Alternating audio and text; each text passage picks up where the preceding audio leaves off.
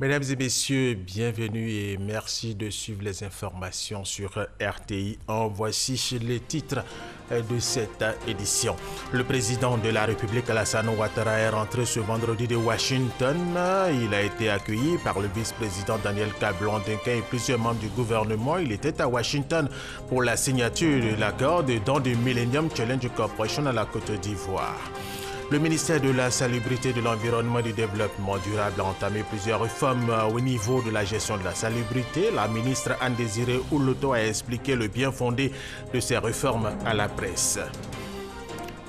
Du sport, du football, Côte d'Ivoire, Maroc comptant pour la dernière journée des éliminatoires du Mondial 2018. Demain au stade Félix Houphouët-Boigny, la Côte d'Ivoire a besoin d'une victoire pour être au rendez-vous de la Russie et vivement cette victoire. Nous vous le disions à l'instant dans nos titres, le président de la République, Alassane Ouattara, est rentré ce vendredi 10 novembre de Washington. Il a été accueilli par le vice-président de la République, Daniel Kablan-Duncan, et plusieurs membres du gouvernement ivoirien. Le président de la République, Alassane Ouattara, était à Washington pour la signature de l'accord de don du Millennium Challenge Corporation à la Côte d'Ivoire, un programme américain d'aide bilatérale consacré au secteur de l'éducation, du transport et de la formation. Nous vous proposons la déclaration du président de la République, Alassane Ouattara. Je rentre de Washington où j'ai pris part à la cérémonie de signature de l'accord de don du Millennium Challenge Corporation à la Côte d'Ivoire. Le Millennium Challenge Corporation est un programme d'aide bilatérale du gouvernement des États-Unis en faveur des pays qui ont rempli des indicateurs de mesure de performance en matière de bonne gouvernance, de respect des droits de l'homme et de bonne gestion économique. J'étais accompagné d'une très forte délégation comprenant le ministre secrétaire général de la présidence de la République, le ministre de l'économie et des finances, le ministre de l'éducation nationale, de l'enseignement technique et de la formation professionnelle, le ministre des Transports ainsi que plusieurs membres du cabinet présidentiel. Je voudrais tout d'abord remercier le président Donald Trump, le gouvernement et le peuple américain pour ce soutien et pour l'accueil qui nous a été réservé, ainsi que pour toutes les marques d'attention dont ma délégation et moi-même avons été l'objet. Alors, la cérémonie de signature de l'accord de don du MCC à la Côte d'Ivoire s'est déroulée au département d'État américain en présence de l'ambassadeur Stephanie Sullivan, représentant le gouvernement américain, du président directeur général du Millennium Challenge Corporation, M. Jonathan Nash, et de plusieurs personnalités du monde politique et financier américain. Ce don du gouvernement américain d'un montant de 724,7 millions de dollars, donc plus de 300 milliards de francs CFA, est destiné au secteur de l'éducation, de la formation professionnelle et des transports. Alors, s'agissant du secteur éducation-formation, l'enveloppe allouée, qui est d'environ 30%, sera destinée à l'amélioration de l'employabilité des jeunes et à la productivité du secteur privé.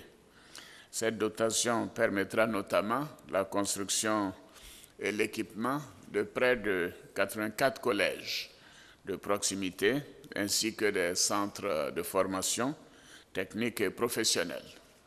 Alors, quant au secteur des transports, des 2/3 de l'enveloppe sera alloué et consacré au projet de transport de la ville d'Abidjan en vue d'accroître la compétitivité de la capitale économique de notre pays et en tant que pôle principal de croissance avec ses 6 millions d'habitants, en améliorant notamment la fluidité du trafic ainsi que la gestion et l'entretien des routes. Au cours de la cérémonie, le gouvernement américain a félicité la Côte d'Ivoire pour ses performances économiques et a réitéré la détermination des États-Unis à soutenir les efforts du gouvernement en faveur de la réduction de la pauvreté à travers une croissance durable et inclusive. Les États-Unis ont également salué la forte croissance économique ainsi que les progrès et les réformes entreprises par notre pays dans plusieurs domaines, notamment en matière de renforcement de la transparence au niveau du système judiciaire. En marge de la cérémonie de signature de cet accord, nous avons eu un entretien avec le sous-secrétaire au Trésor américain, M. David Malpass, qui a également félicité la Côte d'Ivoire pour nos performances économiques et a réaffirmé la détermination du gouvernement américain à œuvrer au renforcement de la coopération bilatérale entre la Côte d'Ivoire et les États-Unis. J'ai également effectué une visite au siège de la Banque mondiale et du Fonds monétaire international. Alors à la Banque mondiale, j'ai eu l'occasion de faire une communication sur le thème de la crise à la stabilité, expériences et leçons à retenir de la Côte d'Ivoire. À cette occasion, j'ai mis en exergue les efforts déployés par le gouvernement, notamment dans les secteurs de la santé, de l'éducation et des infrastructures, en vue de relancer l'économie et stabiliser le pays après la crise post-électorale de 2010. C'était important de montrer comment un pays qui a été plongé dans une crise majeure a pu se redresser et permettre une croissance économique très forte, pas seulement pendant 2 ou 3 ans, ce qui est facile, mais pendant une période plus longue, comme c'est le cas de notre pays. J'ai eu également un entretien en tête-à-tête suivi d'un déjeuner de travail avec le président de la Banque mondiale, M. Jim Kim. Et alors au Fonds monétaire international, mon ancienne maison, j'ai eu une rencontre avec le premier directeur général adjoint, M. David Lipton, avant de faire une adresse au conseil d'administration de cette institution, au cours de laquelle j'ai donc indiqué le parcours que nous avons eu à faire, aussi bien au niveau donc de l'opposition que bien sûr à notre arrivée aux affaires. J'ai relevé les bonnes performances de l'économie ivoirienne et j'ai notamment insisté sur la nécessité d'une plus grande démocratisation au Fonds monétaire international pour tenir compte de la voix des pays émergents et des pays en voie de développement. Alors, les membres du conseil d'administration du FMI ont félicité notre pays pour les succès économiques enregistrés au cours des 6 dernières années et ont apporté leur soutien et leur encouragement à notre pays qui ont selon eux un modèle unique.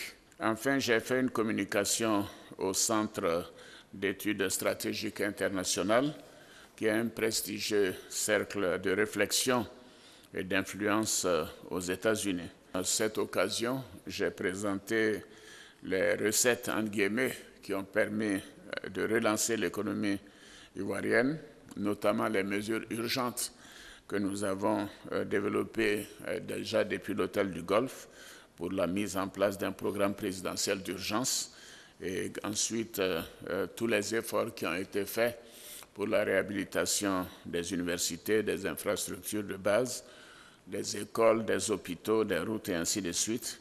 Mais j'ai insisté sur le fait que la première chose importante, c'est un bon cadrage macroéconomique. S'assurer que le pays ait bien sûr une bonne croissance, mais également qu'elle arrive à maîtriser le déficit budgétaire et l'inflation et à bien orienter les priorités pour être sûr que, bien évidemment, dans la mise en œuvre, la rigueur et la bonne gouvernance doivent être de mise. Alors, j'ai fait mention des réformes engagées dans le secteur du cacao et de la noix de cajou pour dire que notre ambition maintenant, c'est de passer à la transformation de ces 2 produits dont nous sommes les premiers producteurs au monde. Nous avons également mentionné les investissements massifs qui ont été faits dans le secteur de l'énergie, ainsi que les dépenses pour la partie de la population la plus défavorisée, en vue d'améliorer les conditions de vie des Ivoiriens en général. Grâce à ces performances, notre pays est donc l'une des économies les plus dynamiques au monde, avec un taux de croissance moyen annuel de plus de 9%. Et ceci est vraiment exceptionnel et je crois que nous devons le dire avec beaucoup de fierté. Je félicite le gouvernement pour cette performance qui est unique, non seulement sur le continent, mais également dans le monde. J'ai aussi présenté les opportunités d'affaires qu'offre notre pays grâce aux mesures engagées en matière de lutte contre la corruption, l'amélioration du climat des affaires, la place stratégique de notre pays au sein de l'UEMOA et de la CEDEAO, ainsi que la politique d'ouverture de la Côte d'Ivoire. J'ai donc invité les entreprises américaines à s'intéresser davantage à la destination Côte d'Ivoire pour réaliser les affaires et bien sûr, à cette occasion, nous avons plaidé pour le dossier Air Côte d'Ivoire et je suis heureux de l'aboutissement de ce dossier important. Je peux dire que ce séjour a été particulièrement fructueux pour la Côte d'Ivoire. Il a permis de renforcer les relations d'amitié et de coopération entre les États-Unis et notre pays et de nouer des contacts utiles pour l'avenir. Notre objectif, comme je l'ai indiqué au gouvernement américain, est de tout mettre en œuvre pour l'obtention d'un deuxième compact du Millennium Challenge Corporation pour notre pays dans les 3 à 5 ans à venir. Voilà, et ces propos du président de la République Alassane Ouattara qui vient d'arriver fraîchement des États-Unis d'Amérique ont été recueillis par notre reporter Awa Touré. Il était depuis quelques jours en Côte d'Ivoire. L'ancien président tanzanien a quitté Abidjan. Hier jeudi, Jakaya Kikwete a été raccompagné à l'aéroport international Félix Houphouët-Boigny d'Abidjan par le vice-président ivoirien Daniel Kablan-Duncan. L'ex-chef d'État tanzanien était à Abidjan pour assister au rassemblement mondial 2017 du mouvement SON. Une rencontre qui a pris fin hier jeudi. Traoré Mahama, Abiba Dambélé, Saoué. Pari de l'organisation réussie pour la Côte d'Ivoire, premier pays hôte du rassemblement annuel du mouvement mondial Scaling Up Nutrition, en abrégé SAN. De l'avis de Anthony Lake et de Gerda Verbourg, respectivement président et coordonnatrice du mouvement SAN, la rencontre d'Abidjan a été un succès. Un succès suscité en majeure partie par l'hospitalité ivoirienne. Sur le fond, ce 5e rassemblement annuel a dessiné les contours d'un lendemain meilleur pour la lutte contre la malnutrition. Le message qui ressort de ces 3 jours de rassemblement, c'est de faire en sorte qu'il y ait un engagement franc des politiques de chaque pays. Deuxièmement, que l'on continue de se mettre ensemble pour manifester notre désir de réduire la pauvreté dans le monde. Troisièmement, de faire ensemble que nos enfants puissent grandir de façon saine. Selon le vice-président Daniel Kablan-Duncan, les conclusions de ces travaux vont contribuer à optimiser la mise en œuvre des politiques de nutrition dans chaque pays membre. Le partage d'expériences, les idées novatrices développées lors de ces fructueuses discussions permettront à chaque pays et aux partenaires techniques et financiers de mieux cibler les leviers à actionner en vue d'obtenir des résultats rapides mais aussi efficaces. En effet, nos pays, et la Côte d'Ivoire en particulier, continuent de faire des efforts en vue de conforter et de renforcer les acquis. Toutefois, le concours tant financier que technique de l'ensemble de nos partenaires est nécessaire, notamment dans le contexte de réduction des marges de manœuvre budgétaires des pays en développement. La déclaration qui a sanctionné ces assises a été baptisée le message d'Abidjan sur la nutrition. Le vice-président Daniel Kablan-Duncan a été chargé par le mouvement mondial SAN de transmettre ce message au prochain sommet Union africaine, Union européenne qui aura lieu fin novembre à Abidjan. Le Premier ministre burkinabé Paul Kaba-Thiéba est à Abidjan depuis hier jeudi, présent en Côte d'Ivoire dans le cadre du forum Invest Diaspora. Le chef du gouvernement burkinabé a été reçu par son homologue ivoirien Amadou Gon Coulibaly. Occasion pour les deux chefs de gouvernement de faire le point du 6e traité de coopération entre la Côte d'Ivoire et le Burkina Faso. Alexis Ouedraogo. Paul Kaba-Thiéba, Premier ministre burkinabé chez son homologue ivoirien Amadou Gon Coulibaly. Au programme de cette visite d'amitié et de travail, les journées de promotion économique et commerciale du Burkina Faso, ainsi que le forum Diaspora Invest qui se tient à Abidjan. Mais avant ces choses, visite de courtoisie au patron du gouvernement ivoirien. L'occasion de faire le point du 6e traité d'amitié et de coopération entre les deux pays. Nous avons évoqué un certain nombre de projets spécifiques comme la réhabilitation du chemin de fer Abidjan-Ouagadougou-Kikaya, qui, comme vous le savez, avait été signé lors du dernier TAC. Et nous nous sommes accordés pour un lancement des travaux au début du mois de décembre. Nous avons également évoqué la question de l'autoroute. Les travaux Yamoussoukro-Tiébissou, comme vous le savez, ont déjà été lancés. Et que le 16 décembre prochain, nous allons lancer les travaux Tiébissou-Bouaké. Nous avons naturellement évoqué les questions de sécurité. Et nous avons noté la bonne convergence de vues et surtout la bonne coopération entre les ministres de la sécurité des différents États. Avec les deux gouvernements, nous avons passé en revue l'essentiel des principaux points.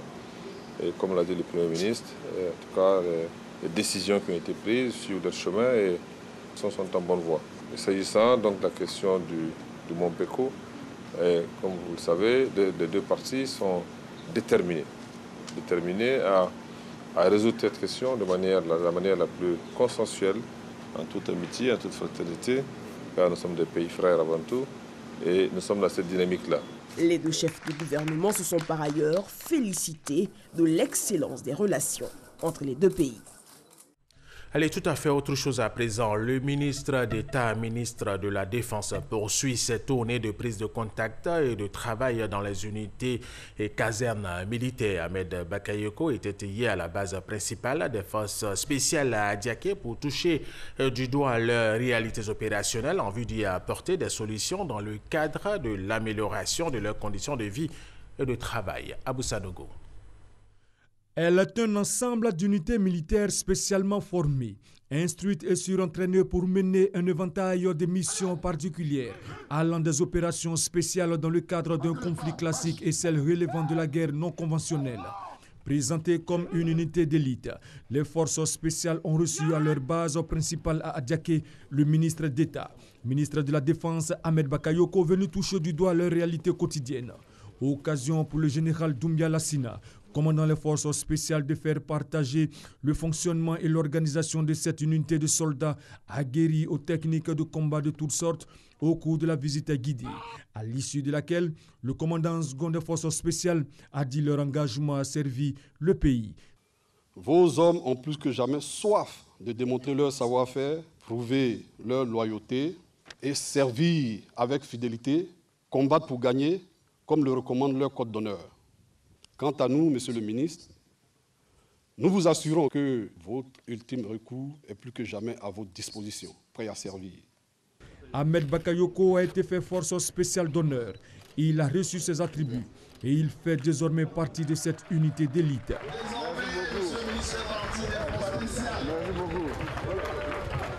Je veux établir une connexion avec vous qui va vous rassurer. Je vais établir une connexion de sincérité parce que je pense que notre armée doit reposer pour ses missions délicates de lutte contre le terrorisme, de protection des populations sur les forces spéciales. Je veux saluer votre engagement à Bassam, à Oliodio, partout en Côte d'Ivoire, où on vous a envoyé sur des théâtres d'opération. Je veux vous dire le respect de la nation. Je veux dire mon hommage à tous vos camarades qui sont tombés au service du pays. Mon rôle, c'est de faire en sorte que quand vous venez de travailler dur pour le pays, pour nous protéger sous le soleil, sous la pluie, dans les eaux, qu'en retour, quand vous arrivez chez vous, vous avez un peu de paix, un peu de bonheur. Mais peu avant, le ministre d'État, Ahmed Bakayoko, a procédé à la pose de la première pierre du MES, des forces spéciales qui sera livrée dans 3 mois. Autre temps fort, des démonstrations de techniques d'intervention opérationnelle rapprochées, tactiques et techniques, et des katas pour démontrer le savoir-faire des forces spéciales. Sergent Siloué. À Boussanogo, les douanes ivoiriennes viennent de mettre la main sur un trafic illégal d'or à l'aéroport international Félix Houphouët-Boigny d'Abidjan. Ce sont 30 kg d'or saisis qui ont été stockés, en tout cas pour le moment, dans les entrepôts de la douane. Adama Kodé. Beaucoup de filets réalisés par les douanes ivoiriennes. Un passager interpellé au salon VIP de l'aéroport international d'Abidjan avec un bagage peu ordinaire. Une valise à double fond contenant 54 lingots d'or de 21 carats soigneusement rangés. D'un poids d'environ 30 kg, la valeur de la marchandise est chiffrée à 600 millions de francs CFA. Selon les douaniers, le passager serait passé par le salon ministériel avant d'accéder à la salle VIP. C'est une infraction prévue et réprimée par la loi. Il s'agit d'exportation en contrebande d'or. L'exportation d'or est soumise à des autorisations préalables délivrées par 2 ministères, celui de l'industrie et des mines et le ministère de l'économie et des finances. Adama Kone, l'audience solennelle de la rentrée judiciaire et d'installation de magistrats de la Cour suprême s'est tenue hier jeudi, ici même à Cocody. L'objectif de ce rendez-vous est de procéder à l'installation de nouveaux magistrats nommés par le président de la République, Alassane Ouattara.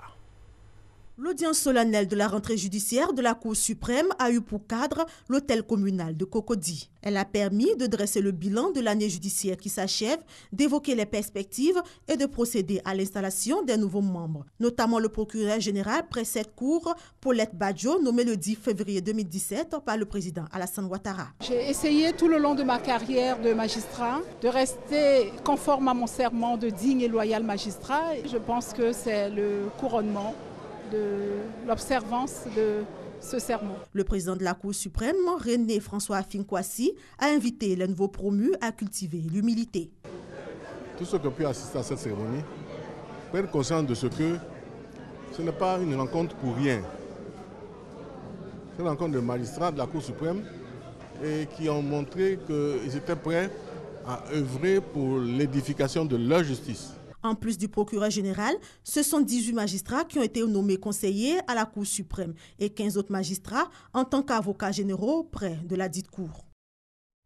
Ahmed Traoré, Sita Soro, la cocarde et la broche, 2 nouvelles insignes qui feront partie désormais des attributions des maires de Côte d'Ivoire, en plus de l'écharpe traditionnelle. Ces 2 objets permettront l'identification des maires par leur véhicule ou leurs vêtements. Fidèle Aigné, Franck Quadio.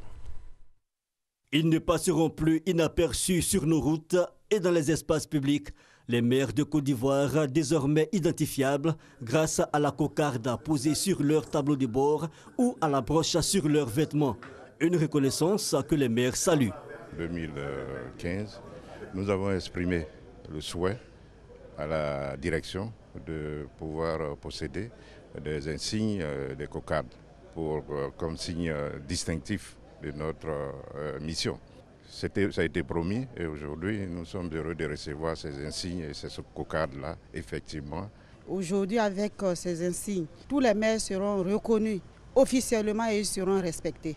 Pour le président de l'Union des villes et communes de Côte d'Ivoire, Gilbert Kafanakoni, cette identification donne une visibilité aux maires de Côte d'Ivoire afin d'éviter certains malentendus.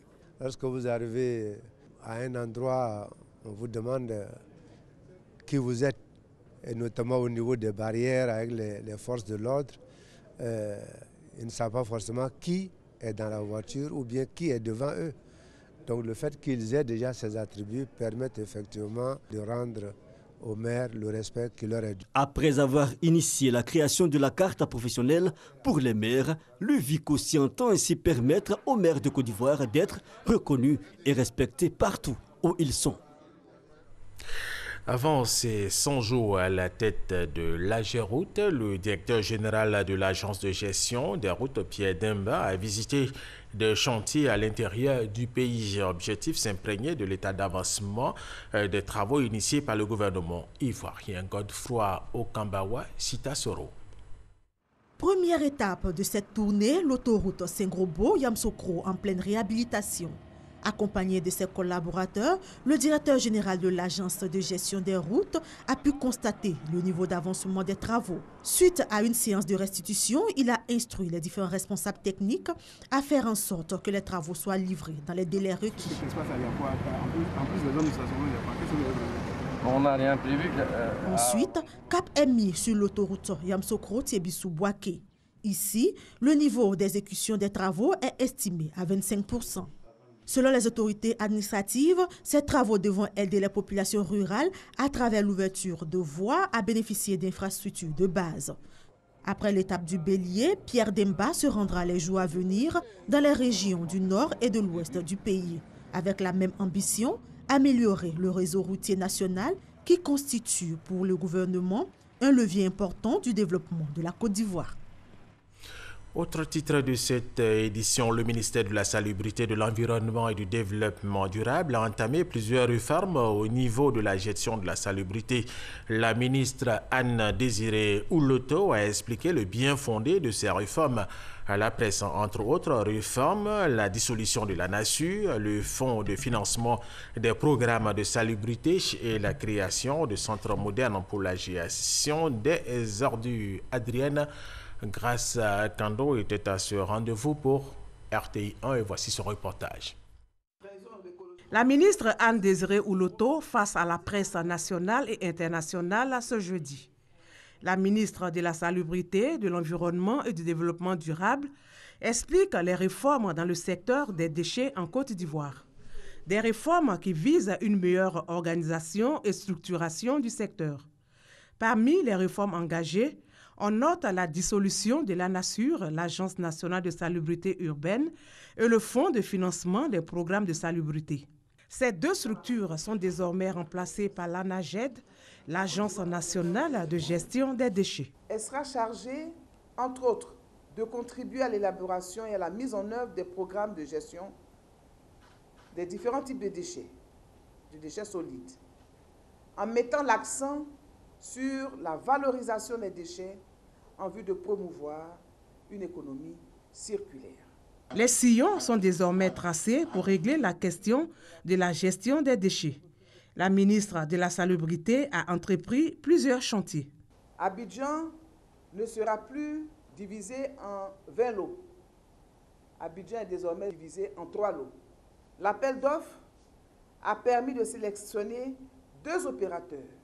Les prestations attendues désormais sont les suivantes. La modernisation des opérations de nettoiement avec l'usage de matériel de pointe. La délégation de la construction et de l'exploitation de centres de valorisation et de traitement des déchets. Les déchets ainsi conditionnés, collectés, transportés à partir des points de groupage et de transfert. Quelle est leur destination? Ce sera donc le centre de valorisation et de traitement des déchets. La fermeture et la réhabilitation de la décharge publique d'Apudo. La mise en œuvre de toutes ces réformes démarre en mars 2018. Pour relever le défi de la salubrité, la ministre Anne-Désirée Ouloto appelle à un engagement de chacun. Côte d'Ivoire-Maroc pour terminer. Côte d'Ivoire-Maroc comptant pour la dernière journée des éliminatoires du Mondial 2018. C'est demain après-midi au stade Félix Houphouët-Boigny. La Côte d'Ivoire a besoin d'une victoire pour être au rendez-vous de la Russie. La participation des supporters est impérative. Sébastien Rougnin, Aude Alégbé.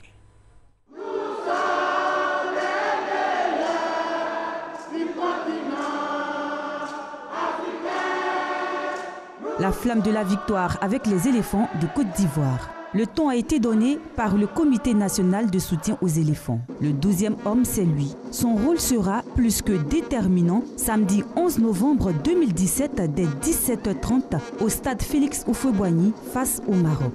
Au forum du campus universitaire de Cocody, le message du président du Comité national de soutien aux éléphants, Parfait Kwasi, a été précis. Dans 2 jours, l'histoire retiendra que le CNSE a été là pour porter les éléphants pour leur 4e qualification consécutive. Nous sommes maintenant habitués à aller en Coupe du Monde. Puisque les 3 dernières Coupes du Monde, nous étions présents. Eux, ils ont perdu l'habitude. Donc, ils attendent encore un peu. Parce que ça ne sera pas cette fois-ci.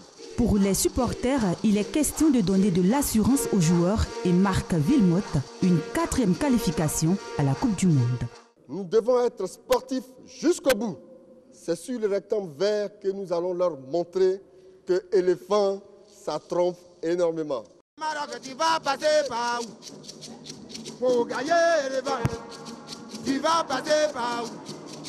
Tu vas gagner l'éléphant, Maroc, tu vas passer par où? Tu vas passer par où? Tu vas gagner l'éléphant. Voilà, les tous débarqués au stade Félix Houphouët-Boigny pour supporter nos éléphants. Et c'est la fin de cette édition supervisée par Adama Kone. Merci aux techniciens, merci à vous de l'avoir suivi et restez avec nous sur RTI 1.